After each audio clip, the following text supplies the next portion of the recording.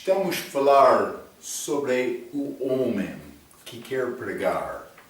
Então falamos sobre as características dele, mas na nossa última lição entramos falando sobre esta chamada dele. Um homem que é chamado de Deus para pregar o Evangelho deve ter desejo de fazer isto. Falamos sobre 3 chamadas: chamada para salvação, chamada para santificação, ser discípulo, também serviço. Mas todos os cristãos são chamados para servir, mas este serviço é serviço especial. Então, mas deve ter desejo. Falamos sobre isto no meio da página número 5 do nosso estudo, mas abaixo desta página, a linha B, deve ser iniciada de Deus, esta chamada. Número 1, por o Espírito Santo que habita em cada crente, que deseja guiar-nos em toda a verdade. Vamos ler Joel capítulo 16. Joel capítulo 16, vou ler o versículo 13. A Bíblia diz: mas quando vier o Espírito da verdade, ele vos guiará em toda a verdade. A palavra de Deus é a verdade. Cristo disse: ele é a verdade também. Porque não falará de si mesmo, mas dirá tudo o que tiver ouvido e vos anunciará o que há de vir. Ele pode guiar-nos, direcionar, a conduzir as nossas vidas para cumprir a vontade dele nas nossas vidas. Vamos continuar abaixo da página 5, também acima da página número 6. O Espírito Santo pode impressionar nossos corações e orientar nossos pensamentos para conhecer o plano de Deus para nossas vidas. Mas devemos aprender a caminhar pela fé, como Abraão, não sabendo necessariamente o nosso lugar de chegar. Mas esta obra do Espírito Santo não deve ser confundida com uma intuição ou ideia gerada pelo entusiasmo carnal. É feito pela palavra de Deus, Deus transformando o coração da pessoa. Está a entender? Isso não acontece automaticamente. Lembra-te, eu disse, um homem que quer pregar deve ser estudante da palavra. Deve procurar com oração, com submissão, a vontade de Deus na vida dele. Não acontece automaticamente. Não acontece porque o homem quer ser visto perante o povo. Deus quer um homem que ama aquela congregação, aquele povo.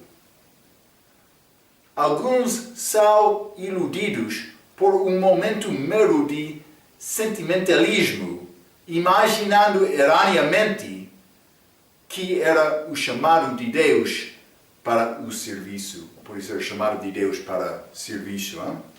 Número 2, acima da página número 6.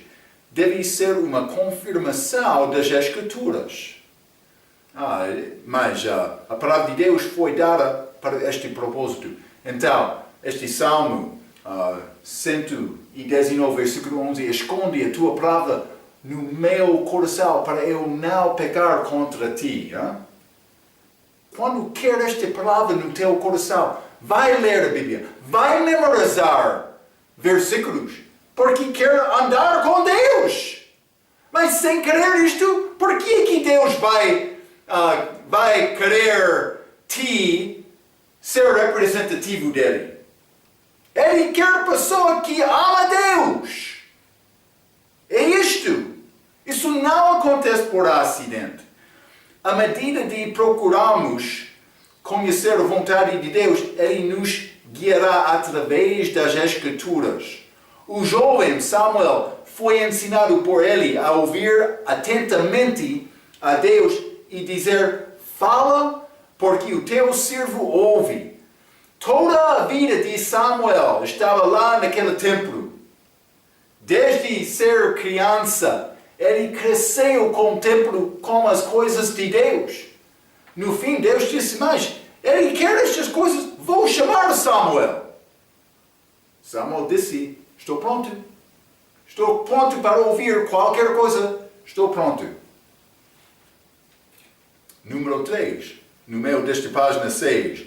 Existe uma compaixão de coração para querer ajudar espiritualmente os outros. Ao reconhecer a necessidade profunda dos perdidos sem Cristo na luz da Escritura, é a necessidade de pregar a mensagem da salvação vai aumentar. Não qualquer mensagem, mas liberdade do inferno, libertação, vida eterna. Isso é salvação. Provérbios, capítulo 24, vamos ler. Provérbios 24, vou ler versículo 11 e 12. Bíblia diz: se tu deixares de livrar os que estão sendo levados para a morte eterna, e aos que estão sendo levados para a matança, 12, se disseres, eis que não o sabemos, porventura não o considerar aquele que pondera os corações. Deus vai considerar isto. Não o saberá aquele que atenta para a tua alma? Não dará ele ao homem conforme a sua obra? Cuidado! Mas a pessoa que reconhece isto vai dizer, é necessário me pregar. Paulo, ai de mim por não pregar. Sim. Vamos ler Ezequiel, capítulo 33. Ezequiel 33. Vou ler versículo 1 a 6, mas está a falar sobre este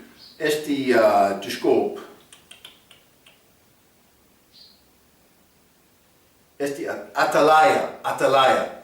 É a pessoa que entra à torre para observar o perigo, para avisar a cidade. Problema está a vir. É como isto. Mas a atalaia do Senhor para avisar a pessoa do perigo, do inferno, é obrigação do pregador. Vou ler versículo 1 a 6. E veio a mim a palavra do Senhor, dizendo, filho do homem, fala aos filhos do teu povo e dize-lhes, quando eu fizer vir a espada sobre a terra, e o povo da terra tomar um homem dos seus termos, e o constituir por seu atalaia, e vendo ele que a espada vem sobre a terra, tocar a trombeta e avisar o povo. Se aquele que ouvir o som da trombeta não se der por avisado, e vier a espada e o alcançar, e o seu sangue será sobre a sua cabeça, ele ouviu o som da trombeta e não se deu por avisado. O seu sangue será sobre ele, mas o que se dá por avisado salvará a sua vida. O atalaia, mas, versículo 6, mas, se quando o atalaia vir que vem a espada e não tocar a trombeta, e não for avisado o povo, e a espada vier e levar uma vida dentre eles, este tal foi levado na sua iniquidade, porém o seu sangue requerei do mal do atalaia. Deus vai requerer o sangue daquele servo infiel que não avisou sobre o inferno. Não estou aqui para pregar qualquer palavra de sabedoria bonita. Estou aqui para avisar-te sobre o perigo do inferno. É isto, salvação. É o fonte, é a paz da nossa pregação. A linha C, no meio da página número 6, vai ser feita com a pessoa que já está a trabalhar na igreja. Já falei um pouco sobre isto, mas vou ler. A chamada de Deus vem geralmente no meio de atividade cristã. O chamado de Deus não vem ao cristão preguiçoso, que não quer trabalhar e gostar de morar. é como Paulo e Barnabé, já limos sobre eles, Atos capítulo 13, a linha D. Deve ser uma confirmação dos crentes espirituais. Uma pessoa deve ser provada. Número 1. O conselho dos cristãos maduros. Este conselho, embora não seja conclusivo, não é a única coisa, mas é importante, deve ser valorizado como um fator contribuinte na chamada de Deus para pregar. Não despreze o conselho dado dos cristãos experientes. Isso inclui o acordo da igreja. A igreja de Antioquia enviou Barnabé e Saulo. Vamos ler Atos capítulo 13. Atos capítulo 13, vou ler versículo 2 e 3. A Bíblia diz: E servindo eles ao Senhor, e jejuando, disse o Espírito Santo: Apartai-me a Barnabé e a Saulo para a obra a que os tenho chamado. Então, jejuando e orando, e pondo sobre elas as mãos, os despediram. Mas vamos ler 14. Atos 14, versículo 26. E dali navegaram para Antioquia, de onde tinham sido encomendados a graça de Deus para a obra que já haviam cumprido. Toda a igreja concordaram com isto e eles enviaram Paulo, como também Saulo e Barnabé, mas também com a chega deles foram recebidos. Mas pouco interessante, vamos ler Atos capítulo 15. Atos capítulo 15, vou ler versículo 39, vamos começar com 36. E alguns dias depois, disse Paulo a Barnabé: Tornemos a visitar nossos irmãos por todas as cidades em que já anunciamos a palavra do Senhor, para ver como estão. E Barnabé aconselhava que tomassem consigo a João, chamado Marcos. Ele queria vir, este Marco. 38. Mas a Paulo parecia razoável que não tomassem consigo aquele que desde a Panfilha se tinha apartado deles e não os acompanhou naquela obra. Então, 39 e 40. E tal contenda houve entre eles que se apartaram um do outro. Barnabé, levando consigo a Marcos, navegou para Chipre. E Paulo, tendo escolhido a Silas, partiu encomendado pelos irmãos a graça de Deus.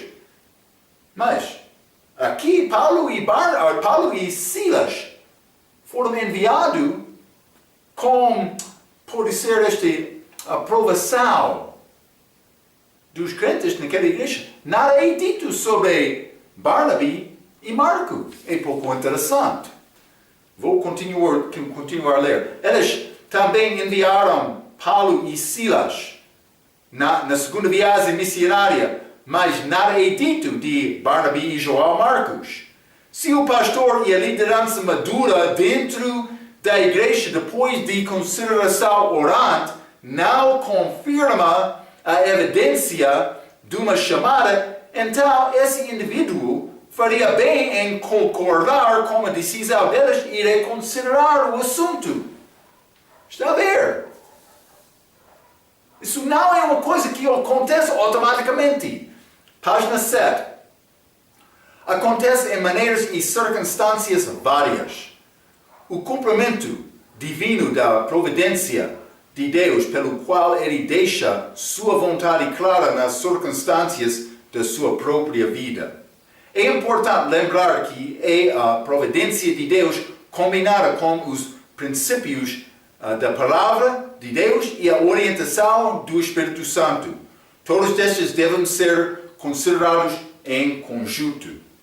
Um bom pregador disse: irmãos, nossa chamada é muito sagrada, nosso trabalho é muito difícil, nosso Salvador é muito poderoso e a alegria do Senhor é a nossa própria força.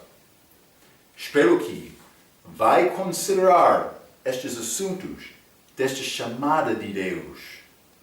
A chamada para salvação, a chamada para santificação, esta chamada de serviço Mas acontece por ter desejo, mas também por procurar este assunto, por achar esta chamada no meio do serviço, também com confirmação dos outros. Deus quer isto acontecer desta maneira. Deve procurar isto. É uma boa procura. Mas deve procurar segundo a palavra.